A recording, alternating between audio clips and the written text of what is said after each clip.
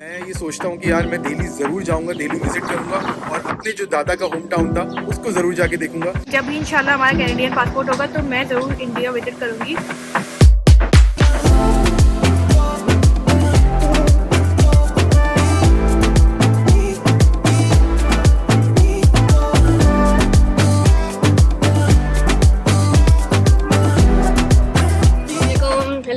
Welcome back to अशरसन vlogs. मैं अपनी दोस्त की बर्थडे पे आया हूँ। हाँ, यहाँ पे देखो अयान साहब की दोस्त की बर्थडे चल रही है। जाओ फटाफट एंजॉय करो और बता देना मुझे अंदर से कि कितना टाइम लगेगा। ओके। अस्सलाम वालेकुम और welcome back to our YouTube channel. बात ये है कि अयान साहब के जो स्कूल के फ्रेंड्स हैं उनकी आजकल बर्थडे चल रही है, मतलब धमाकेदार। हर वीकेंड पे कुछ ना कुछ हो रहा है। इनकी भी बर्थडे थी अभी पिछले वाले इसमें, मतलब 3-4 दिन पहले। माशाल्लाह माशाल्लाह से थैंक यू, आप लोगों ने जो है वो बेस्ट विशेस दिए, अयान को जो है वो विश किया बर्थडे। सोचा कि आपसे जो है वो एक चीज शेयर कर लूं। मैंने कनाडा में एक और कल्चर ऐसा देखा है कि यहाँ पे जो है वो स्कूलों के अंदर काफी सोशलाइजिंग का बच्चों को मौका मिल जाता है। ऑस्ट्रेलिया में इस तरह की चीजें होती थी कि छोटे बच्चों के मतलब घरों पे लोग इनवाइट करते थे बर्थडे पार्टीज में। वहां पे ही होता था कि स्कूल के अंदर ही केक वगैरह अगर वो कहते थे अलाउ करते थे स्कूल वाले, तो केक वगैरह अंदर ले जाते थे, छोटी मोटी चीजें गुडी बैग्स वगैरह दे दिया करते थे।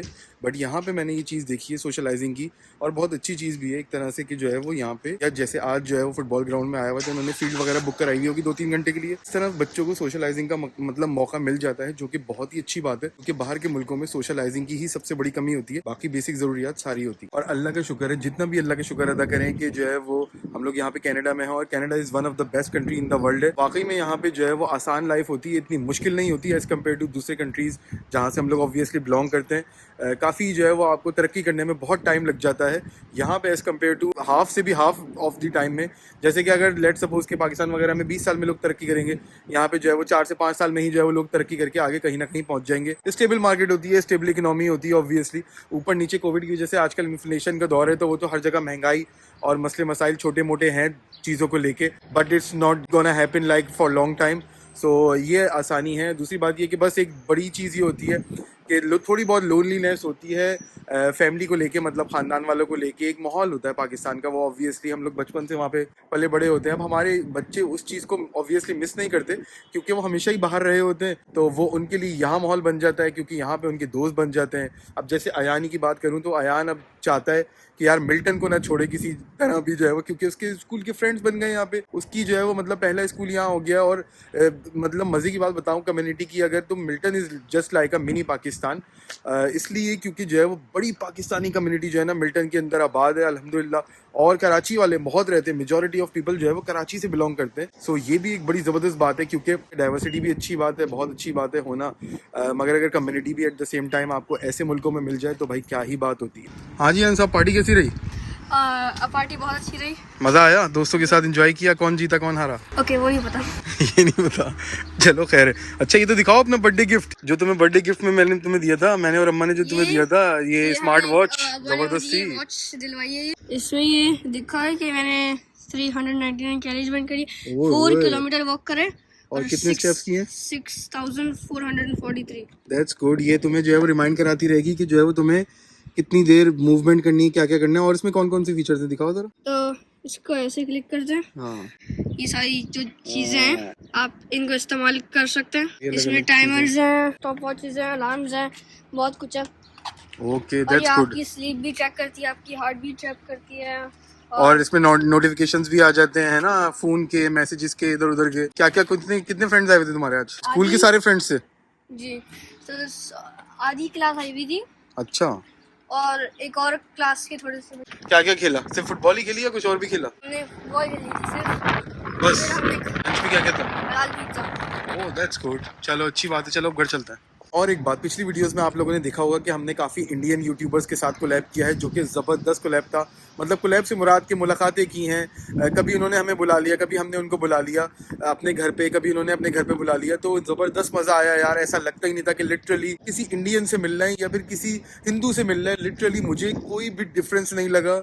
उन्होंने मतलब क्या एक्सेप्टेंस होती है हम लोगों को बाहर के मुल्कों में आके, काश मैं ये उम्मीद करता हूँ कि इस तरह की एक्सेप्टेंस जो है वो जो लोग पाकिस्तान इंडिया में रहते हैं उनके अंदर भी यही मोहब्बत मोहब्बत हो जाए, उनके अंदर यही भाईचारा हो जाए, एक दूसरे से जो है वो एक्सेप्टेंस हो, एक दूसरे के रिलीजन में ना घुसे, किसी की जो है वो कम्युनिटी में ना घुसे, मतलब तंग करने के लिए या कुछ करने के लिए या फिर क्रिटिसाइज करने के लिए, कंस्ट्रक्टिव जो है वो चीज़ें हों। मज़ा आता है एक साथ रहने में, कम्युनिटी को आगे ग्रो करने में। देसी कम्युनिटी होती है, चाहे वो पाकिस्तानी हो, इंडियन हो, बांग्लादेशी हो, वॉट जो भी हो, बट ये कि मज़ा आता है उन लोगों के साथ और एक शेयरिंग करते हैं। जैसे कि जो है वो हम लोग अपनी शेयर कर रहे थे कि मेरे जो दादा हैं वो दिल्ली से बिलोंग करते हैं, तो इसी तरह कनाडा कपल वगैरह उन लोगों ने कहा कि जो है वो हरमीत वगैरह इन लोगों ने, आंटी ने कहा, बताया कि जो है वो उनके जो बड़े थे वो रावलपिंडी से बिलोंग करते थे। इसी तरह रवीश भाई ने कहा था कि उनके जो दादा थे वो डेरा गाजी खान से जो है वो बिलोंग करते थे, मुल्तान के पास जगह होती है। तो मैंने दोनों को बोला है कि अगर आप लोगों को जब भी इंशाल्लाह मौका लगे तो पाकिस्तान ज़रूर विजिट करिएगा और हमारे मेहमान बन के रहिएगा, मतलब हम आपको वहाँ पे जो है वो होस्ट करेंगे। जब भी जाना हो हमें ज़रूर बताइएगा और बाकी पाकिस्तानी कम्युनिटी, पाकिस्तानी कौम आपका मोस्ट वेलकम, मतलब ज़रूर वेलकम करेंगे। मैं और सना एक और भी चीज़ करने का सोच रहे हैं जिसमें पाकिस्तानी जो है वो यूट्यूबर्स हों और इंडियन यूट्यूबर्स हों या फिर इंस्टाग्रामर्स हों, मीटअप हो जाए ऐसी कोई जगह। और थोड़ा बस टाइम का इंतज़ार है हमें कि और भी लोगों से जो है वो अभी बातचीत चल रही है। जैसे हमारी पाकिस्तानी कम्युनिटी में काफ़ी मशहूर है, वैंकूवर में आसिम सरवर है, और इसी तरह जो है वो ट्रैवल विद शिराज है जो कि कैलगरी में रहते हैं, हमें फॉलो करते हैं, वो भी थैंक यू सो मच सबका।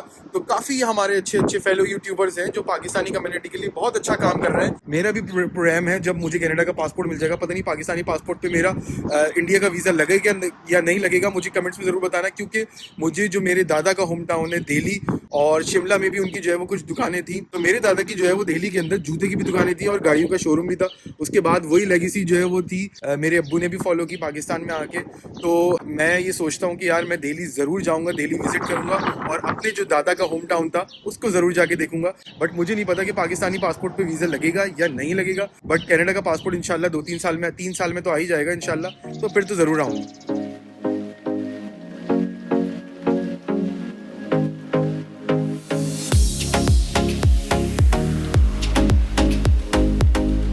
देखो गाइस, इस वक्त हम लोग मिल्टन के डाउनटाउन में आए हुए हैं और इतनी क्यूट जगह है ये वाली जहाँ पे हम इस वक्त आए हैं, क्योंकि ये अशर ने दरियाफ्त की थी। जगह का नाम है क्या है? Centennial park. Centennial park. तो भाई पार्क हमारे सिडनी के अंदर भी हुआ करता था, ओलंपिक पार्क के पास। अगर जो लोग देखते हैं उनको याद होगा, ऑब्वियसली पता ही होगा, बट यहाँ पे झंडा लगा हुआ है कनाडा का। यस, तो ये कनाडा का सेंटेनियल पार्क है, ये देख लो भाई। ये हम सिडनी में नहीं है, सिडनी वालों जल्दी से कमेंट्स में हाजिरी लगाओ। तो इतना अच्छा मौसम है, हमने कहा कि चलो आके थोड़ा लेक के सामने बैठा जाए। इतनी प्यारी धूप निकली हुई है। और दूसरी बात ये कि आपके साथ एक स्टोरी शेयर करने वाली हूँ, अपनी लाइफ बैकग्राउंड थोड़ा सा शेयर करूँगी, क्योंकि बहुत सारे लोग पूछते रहते हैं कि भाई आपका क्या बैकग्राउंड है, कहाँ से आई हो। तो मैं अपनी बताने वाली हूँ। अच्छा, तो कई दफ़ा बता चुके हैं अपना, और बाकी और बीच बीच में बातें चलती रहेंगी। तो आओ पार्क को भी इंजॉय करते साथ साथ।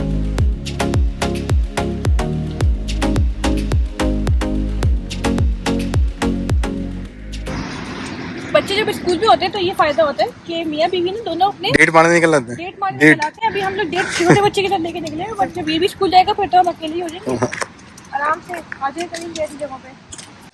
वो देखो वहाँ पे घर हैं, उनके घरों में जो है ना वो बोट्स भी हैं।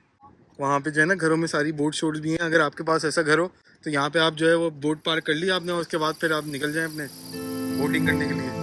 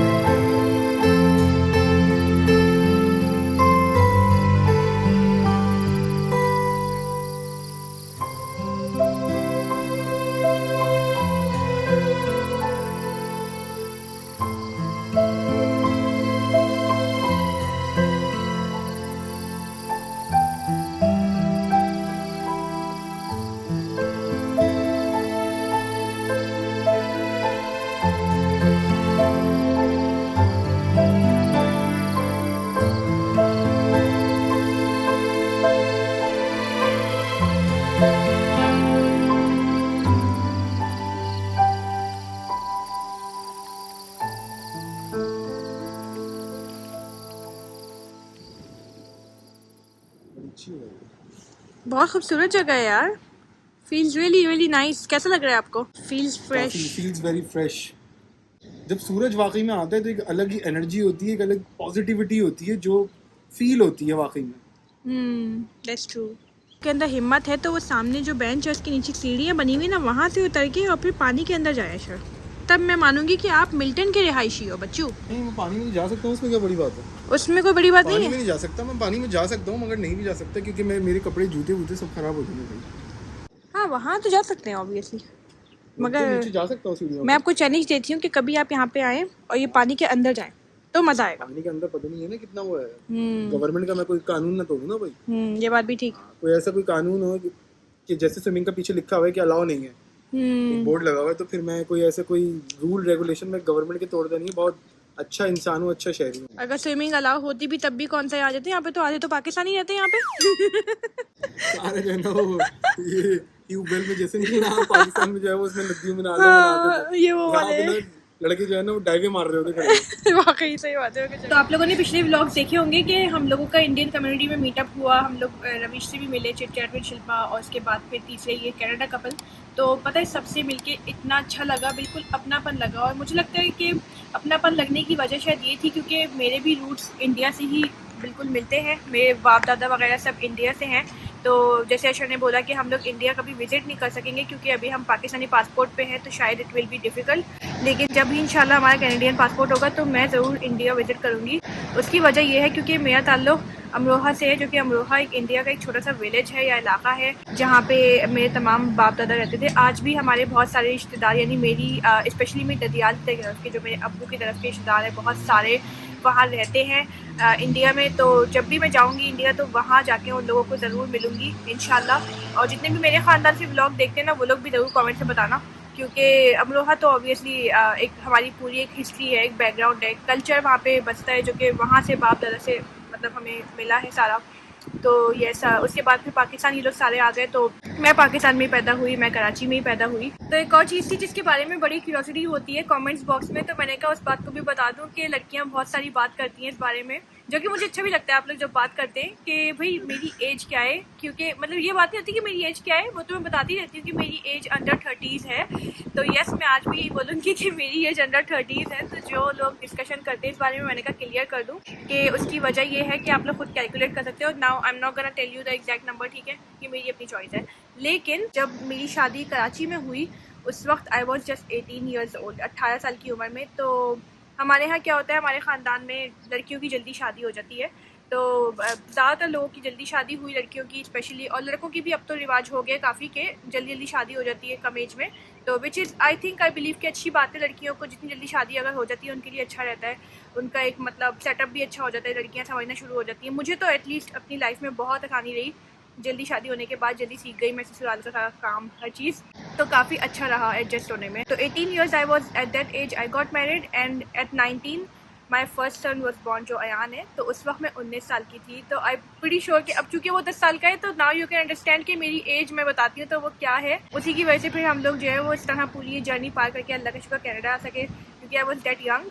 तो मैंने सोचा कि ये भी एक शेयर कर लूँ, और बाकी आप लोग बताएं आपका क्या ओपिनियन है मतलब लड़कियों की जल्दी शादी के बारे में, बिकॉज आई बिलीव कि या इट्स डेफिनेटली समथिंग जो बहुत हेल्प करता है।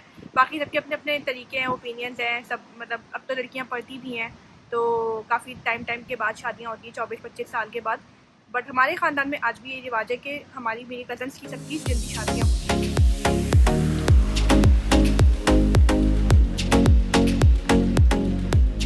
तो आई प्रीटी श्योर कि बहुत अच्छी लगी होगी आपको ये स्टोरी। और बस अब यहीं पे व्लॉग का एंड करते हैं। आप लोगों से मुलाकात होगी फिर नेक्स्ट व्लॉग में। एंड कल का व्लॉग नहीं, एक्चुअली जो नेक्स्ट व्लॉग होगा वो बहुत एक्साइटिंग होगा, उसके लिए आप लोग इंतज़ार ज़रूर कीजिएगा। Take care.